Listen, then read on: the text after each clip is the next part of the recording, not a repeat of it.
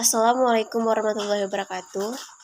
Perkenalkan, nama saya Mutia Cayani Putri dengan NIM 22136129. Baiklah teman-teman, di sini saya akan mempresentasikan hasil diskusi saya yang berjudul The Body.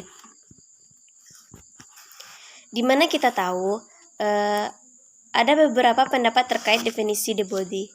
1. Menurut seorang filsuf abad 17, Descartes menetapkan konsep dualistik pikiran dan tubuh. Dia berpendapat bahwa hanya pikiran yang memiliki kekuatan kecerdasan, spiritualitas, dan kedirian. Tubuh jasmani tidak lain adalah mesin atau mirip dengan mobil atau jam yang diarahkan oleh jiwa. 2.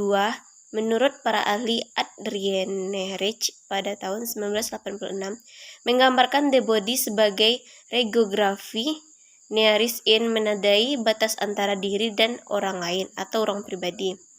3. Tubuh sebagai ruang-ruang yang terdiri dari permukaan, indera, dan jiwa. 4. Tubuh sebagai proyek individu di mana kita memiliki kontrol versus tubuh sebagai situs yang diatur atau dipengaruhi oleh rezim kekuasaan lainnya. 5. Menurut Considers, bagaimana tubuh mengambil ruang dengan melibat bagaimana kita secara fisik menempati dan connect dengan bidang spasial sekitarnya. 2. The Body as a Space. The Body ini atau sebagai ruang menggambarkan tubuh sebagai geografi yang paling dekat. Tubuh tidak hanya berada di luar angkasa, tetapi ada juga sebuah ruang. Ada 3 cara yang bisa digunakan untuk memandang tubuh sebagai masa lalu. Menurut Elizabeth, adalah permukaan prasar, permukaan tempat kita menuliskan identitas kita, dan permukaan tempat nilai-nilai budaya, moralitas, dan hukum sosial ditulis, ditandai, dan dirusak atau diubah oleh berbagai rezim kelembagaan. 3. Badan yang beradab. Pada tahun 1530, Erasmus menghasilkan sebuah risalah pendek tentang tata krama, De Civitate Morum yang menetapkan kode baru tentang kepatutan tubuh dikendalikan dan disembunyikan, dan bahwa semua tanda tubuh harus dilakukan dalam ruang privat, bukan ruang publik. 4. The Body as the Birth of Symbolis Full atau tubuh sebagai pembawa nilai simbolis. Menurut seorang sosiologi yang berasal dari Prancis, Pierre Bourdieu, pada tahun 1994, berpendapat bahwa tubuh adalah berwujudan selera kelas yang paling tak terbantahkan. Kelas tertanam dalam tubuh kita melalui 3 cara. Cara kita berperilaku, cara kita memegang peralatan makan, hingga cara berjalan dan melalui rasa. 3. The Body as a Project. 1. The Individual Body atau tubuh individu. Tubuh telah muncul dalam budaya konsumen sebagai pembentuk identitas seni kita. Pandangan dunia atau identitas diri jelas melalui struktur makna transpersonal. Tubuh pada awalnya tampak memberikan landasan yang kokoh untuk membangun rasa diri yang dapat diandalkan di dunia modern. 2. Bodybuilding atau binaraga. Pembangunan tubuh terlibat secara aktif menuliskan kembali kerangka-kerangka tubuh melalui penulisan otot dan postur organ-organ internal. 3. Body modification atau modifikasi tubuh. Modifikasi tubuh bisa di dalam bentuk tato, tindik, pemotongan, pemasangan implan diri. Hal ini dilakukan oleh para pengubah tubuh sebagai cara untuk mengambil kendali atas yang suci, memilikinya, dan mengekspresikan identitas diri. 4. Deconnected body atau badan yang terhubung. Tubuh bukan suatu identitas yang terkait dan terpisah, melainkan sebagai benda yang relation, sebagai produk interaksi yang membentuk dan konstalisasi hubungan sosial lainnya. 4.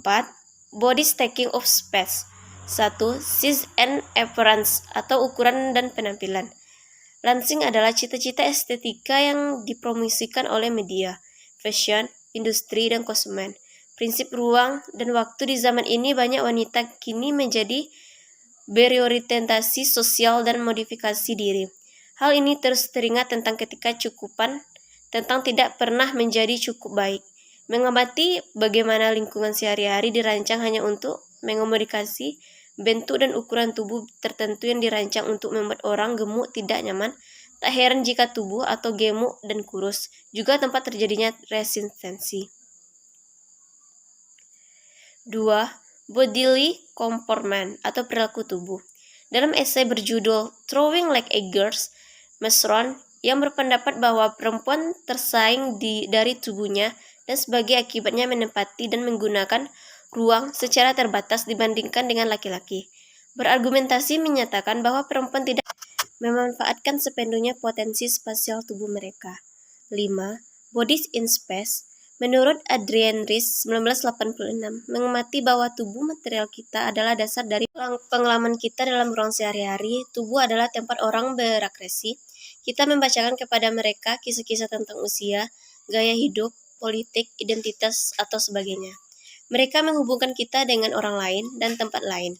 Namun mereka juga berfungsi untuk menandai kita sebagai orang yang berbeda dari orang lain dan tidak pada tempatnya. Tubuh kita memberikan perbedaan pada pengalaman kita di suatu tempat. Apakah kita muda atau tua, berbadan sehat atau cacat, penampilan hitam atau putih, setidaknya sebagian menentukan respon kolektif terhadap tubuh kita. Disabled body atau tubuh yang cacat. Dalam isu sosial mengenai disabilitas, mereka mengalihkan fokus dari tubuh fisik untuk menekankan peran masyarakat dalam disabilitas. Walaupun penyakit dan penduduk penyebab cacat fisik, namun lingkungan sosial spasial sehari-harilah yang membuat orang cacat dengan memikirkan mereka secara ekonomis, politik, dan sosial. Para ahli disabilitas menganggap perekonomian mengecualikan dan mendevaluasi badan-badan yang tidak dapat memenuhi tuntunan rezim kerja kapitalitas. 6. The body and time. Tubuh ditandai oleh norma-norma dan harapan sosial membentuk apa yang kita pikir bisa dan tidak bisa mereka lakukan pada berbagai usia. Apa yang harus atau tidak boleh dilakukan, kemana mereka harus atau tidak pergi, dan bagaimana mereka harus berpakaian. Hal ini yang memunculkan gambaran diskriminasi yang didasarkan pada asumsi tentang karakteristik tubuh yang melekat pada kelompok usia yang berbeda dan mempunyai dampak yang mencolok. Young body atau tubuh muda. Penulis pada abad ke-18, Rousseau, yang berkontribusi pada pandangan Apollonius tentang masa kanak-kanak di mana anak-anak dibayangkan sebagai murni. Berbeda dengan keburukan dan kekerasan dunia orang dewasa, di mana mereka harus dilindungi, meletakkan dasar bagi pendidikan berpusat pada anak. Old body atau tubuh tua. Glenn Loves 1995 berpendapat bahwa kemunculan komunitas pensiunan dengan pemisahan usia yang ia gambarkan sebagai lingkungan yang binaan diwujudkan, mencerminkan sifat kota yang tidak ramah bagi lanjut usia yang mungkin relatif tidak bergerak dan lemah, dan sejauh mana badan-badan dipinggirkan secara sosial dalam kehidupan sehari-hari. 7. Future body. Beberapa komentator berpendapat bahwa kita sedang berada dalam ambang revolusi ketiga, munculnya teknologi informasi dan komunikasi baru dan berkembangnya kemungkinan-kemungkinan baru untuk intervensi medis pada tubuh. Dengan demikian, menghasilkan ketidakpastian baru mengenai apa itu tubuh. Semua ini disinyalir bentuk komunikasi mengenai pada krisis makna tubuh. Itulah hasil presentasi dari saya mengenai the body. Saya tutup dengan Assalamualaikum warahmatullahi wabarakatuh.